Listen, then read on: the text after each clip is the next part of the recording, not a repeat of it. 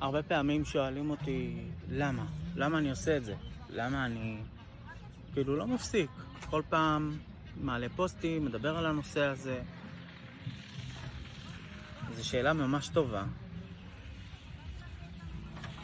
היום, אתמול, הרגשתי ממש רע, והייתי אצל חברה ואמרתי לה שחשבתי על זה שאולי זה עונש. כאילו, אולי אני מרגיש ככה כי אני נענשתי. ואז פתאום זה נפל לי, כאילו, אמרתי לעצמי, לא, למה עונש? והתחלתי לחשוב כל מיני מחשבות, ואז אמרתי לה, זה קטע, הייתי ממש פנאטי, הייתי ממש ממש קיצוני. הייתי כזה. אני יודע בדיוק מה אנשים כמוני, מה שהייתי בעבר, מרגישים כלפיי, מה הם חושבים עליי.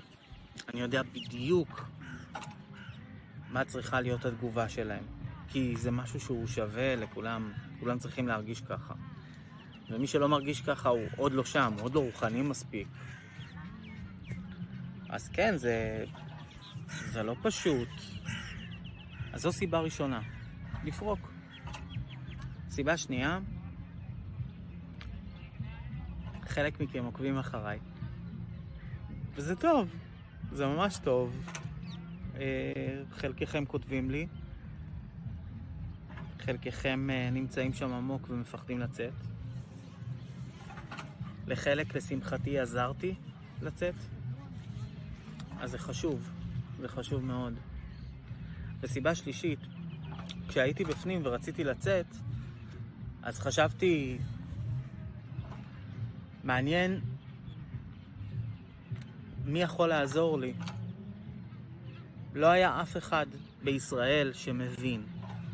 מצאתי כל מיני דפים של פייסבוק, כל מיני קבוצות בפייסבוק, ברשתות אחרות, באנגלית. באנגלית זה נחמד, אבל זה לא אותו דבר. זה לא ישראלי. ומה שאנחנו כיוצאי ידי יהובה מישראל חווים זה קצת שונה ממה שיוצאים אמריקאים חווים. אולי אפילו הרבה שונה.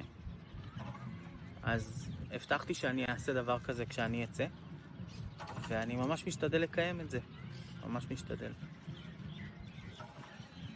זהו, חוץ מזה אני משתדל גם ליהנות. תראו איזה יופי. אני לא יודע, זה ממש מביך אותי לדבר מול המצלמה, אבל זה חשוב, נראה לי.